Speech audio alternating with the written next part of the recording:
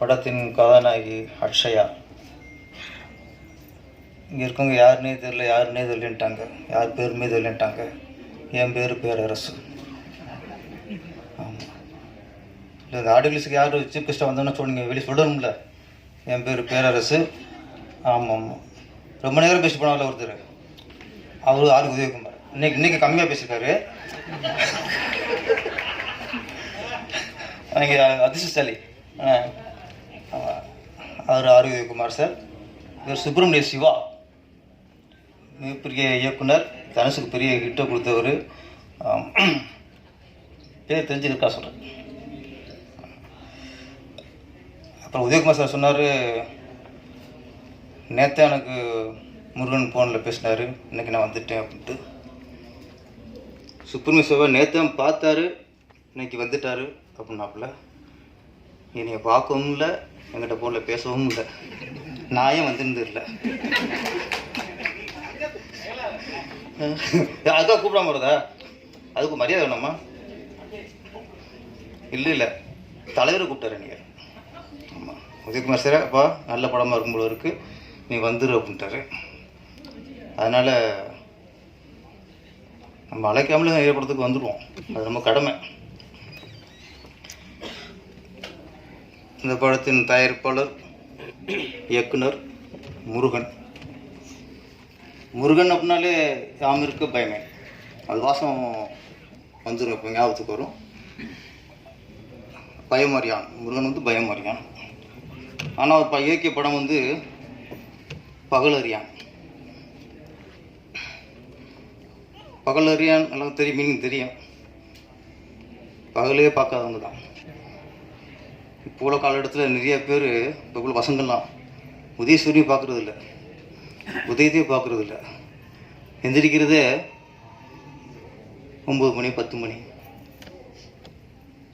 ஒரு இந்த உச்சி வெயில் தான் பார்க்குறாங்க நிறைய பேர். அது பகலறியான். சினிமாவில் நிறைய பேர் பகலறியான் யாருன்னா மியூசிக் டைரக்டர் தான். அவங்க நைட்டில் ஒர்க் பண்ணுவாங்க, பகல்லாம் தூங்கிடுவாங்க. நம்ம விவேக் எப்படின்னு தெரியல, பகல் அறிவீங்களா? அப்படி தான், நைட்டு தான், பகல்லாம் இல்லை. ஓகே, அவர் ஒரு பகல் அறியான். இப்படியே நிறைய பேர் பகல் அறியான் இருக்காங்க. இந்த படத்தின் கதையை தெரிஞ்சு போச்சு, ஒரே இரவில் நடக்கிற கதை அப்படிங்கிறனால ஓகே, அவரும் படத்தின் கதாநாயகனும் பகல் அறியான்.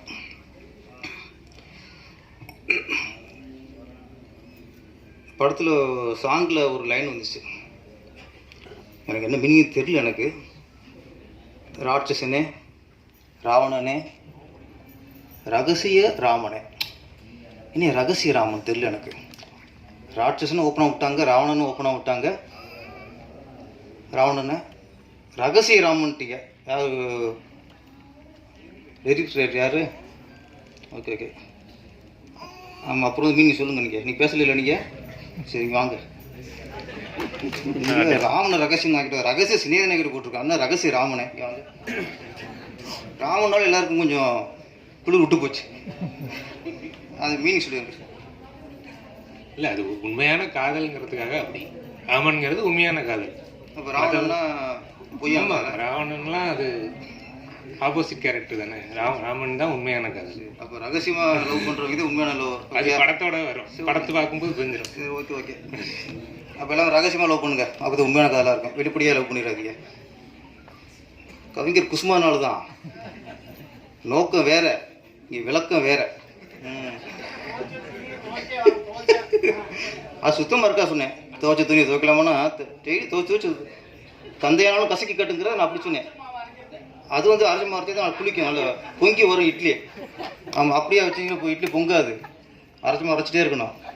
ஆமாம், அதெல்லாம் இந்த ஒன்று ஆரம்பிப்பாங்க. ஏற்கனவே நம்ம ஒன்று சொன்ன உடனே சிலர் பேரரசின் ஆபாச பாடல்கள் அப்படின்னு லிஸ்ட்டு போடுறாங்க இப்போ.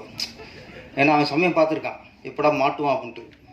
ஆமாம், இங்கே தமிழகம் கொண்டாடுற மிகப்பெரிய கவிஞர்லாம் என்னோட மோசம் எழுதியிருக்காங்க. நான் லிஸ்ட்டு போடுவேன். அப்புறம் என்ன அவ்வளோலாம் இருக்குது. கவிஞர்கள் வந்து சிச்சுவேஷன் ஏற்ற மாதிரி பாட்டு எழுதுவாங்க. நான் வந்து வாடா வாடா தோளா வாழ்ந்து பார்ப்போம் வாடான்னு, அதை யாரும் பேச மாட்டாங்க. வேருக்கு நீர் ஊற்றித்தாம்பாரு பூக்களில் உம்பேரு அப்படின்னு அதை பற்றி பேச மாட்டாங்க. ஆனால் அது கட்டுப்பாடு இல்லை. இது மாதிரி நிறைய கருத்துக்கெல்லாம் நம்ம சொல்லியிருக்கோம். நம்மளும் எல்லாம் உள்ள இறைவா, மனசுக்கு நிறைவா, எனக்கு ஒரு வாழ்க்கை தந்து விடுறான்னு அதை பற்றி பேச மாட்டாங்க. அவங்களுக்கு என்ன அந்த வடுமாங்க ஒன்று ஒன்று பிடிச்சி தொங்குவாங்க, அது பழுக்க மாட்டேங்குது போவாங்க. எதுவும் தெரியாத எழுதிவிட்டேன், வடுமாங்கா கவிங்கிறான்டாங்க நம்மளை. என் கருத்துல படத்தில் எழுதியிருக்கேன். தெய்வத்துக்கே மாறு வேஷமா எழுதணும்ல, அதெல்லாம் காதை ஏறாது. அது மாதிரி உங்களுக்கு இப்போ தெரியாது, நீ வளர்த்துக்க கூட தெரியும். செதுக்க ஆப்ப வைப்பாங்க. இந்த படத்தில் இசை நல்லா இருந்தது. அப்புறம் கதாநாயகி சுப்ரமணியம் வந்து ஒரு நல்ல விஷயம் சொன்னார்.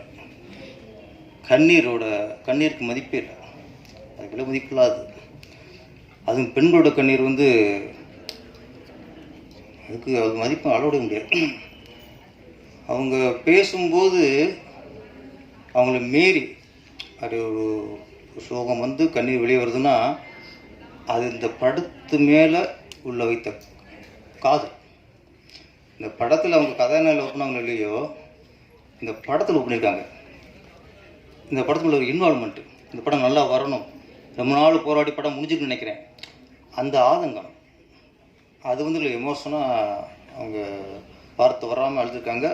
அதுவே ஏன்னா என்ன சொல்கிறேன்னா, நிறைய ஆடியோ ஃபங்க்ஷனுக்கு கதாநாயகியே வர்றதில்லை, சம்பளம் வாங்குறத முடிஞ்சு வச்சு வர்றதில்லை.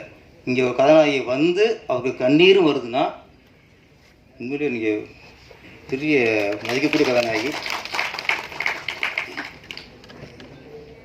அப்போ நான் அவங்கள ட்ரெயிலரே ரொம்ப ரொம்ப கவனிச்சு பார்த்துட்டு இருந்தேன்.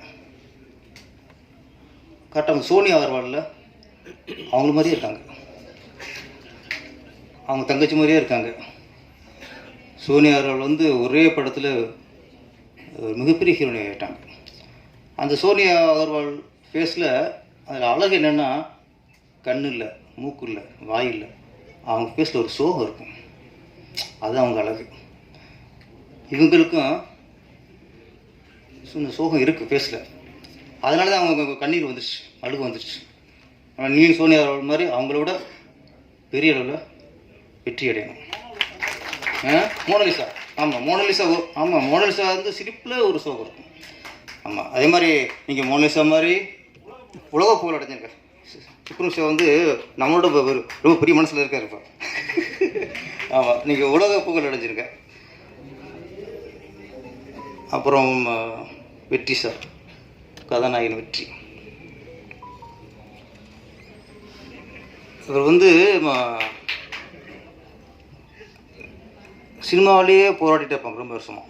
இப்போ கவின் நடிகர் ரொம்ப வருஷம் அதிலே இருந்து இன்றைக்கி மிகப்பெரிய வெற்றி அடைச்சிட்டாரு. அதே மாதிரி வெற்றி இப்போ வந்து இதுக்குள்ளே இருக்கார். அவர் என்ன ஸ்பெஷல்னால், அவர் தேர்ந்தெடுக்கிற கதைகள் நான் தொடர்ந்து பார்க்குறேன்.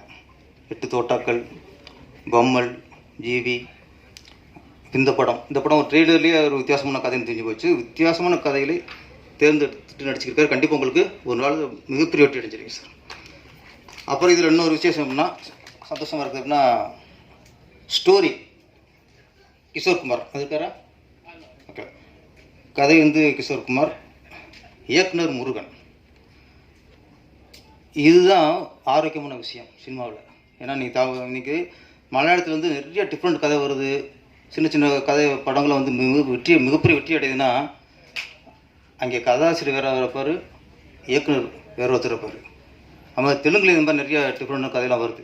தமிழ்நாட்டில் தான் இதுக்கு ஒரே மாதிரி இந்த மாதிரி கதை வந்துக்கிட்டு இருக்குன்னா, டைரக்டர் தான் கதை, திரைக்கதை, வசனம், பாடல்கள், இப்படி ஒரு டோட்டலாக மொத்த குத்தகைக்கு எடுத்துறாங்க. நான் உட்பட சொல்கிறேன், நான் உட்பட. அப்போது ஒரு இன்றைக்கி வந்து தமிழ்நாட்டு புலிசில் வந்து என்ன நினைக்கிறான்னா, டைரக்டர் வந்து அவங்க கதை சொன்னா தான் அவனை டைரக்டர் ஏற்றுக்கிறாங்க. இன்னொரு கதையை சொல்லி இந்த கதை எடுக்க போகிறேன் அப்படின்னா, உன்னால் கதையை பண்ண முடியலையே நீ என்ன டைரக்டர் அப்படின்னு அவங்களுக்கு நம்பிக்கை இல்லாத வந்துடுது. மலையாளத்தில் அப்படி இல்லை. பாசில் அசிஸ்டண்ட்டு சார் இவரோட கதை எடுக்க போகிறேன் அப்படின்னா நம்பிட்டு போயிடுவாங்க. நான் ஜோஷியோட அசிஸ்டண்ட்டு ஒரு கதை இந்த கதை எடுக்க போகிறேன் அப்படின்னா நம்பி படத்தை கொடுத்துருவாங்க. சித்திக் அசிஸ்டண்ட்டுனா இன்னாரோட கதை எடுக்க போகிறேன் அப்படின்னா நம்பி கொடுத்துருவாங்க. இங்கே அப்படி இல்லை. இங்கே ஒரு புது இயக்குனர் வந்து அவர் கதையை சொன்னால் தான் அவன் மேலே பிடிச்சிருக்கு நம்பிக்கை வருது. அது ரொம்ப காலமாக இங்கே தமிழ் திரையுலகில் அது ஒரு இது இருக்குது. அதனால நிறைய புதுசு புதுசாக இங்கே படங்கள் வர மாட்டேங்குது. அப்போ ஒரு நல்ல கதை, ஒரு அனுபவமுள்ள இயக்குனரை ஒரு தயாரிப்பு நம்பி கொடுக்கும்போது தான் இங்கேயும் மலையாளம் மாதிரி புது புது படைப்புகளாம் வரும். இந்த படம் கதை ஒருத்தர், இயக்குனர் ஒருத்தர், இன்னொன்று இயக்குனரே ப்ரொடியூசர் ஆகிறாருன்னா அந்த கதை மேலே ஒரு நம்பிக்கை இருக்கும். அது ஒன்று இருக்குல்ல, ஆசைக்காக அந்த படம் பண்ணியிருக்கவே முடியாது. ஒரு கதை மேலே நம்பிக்கை, இன்னொன்று இயக்குனர் நிரூபிக்கணும்,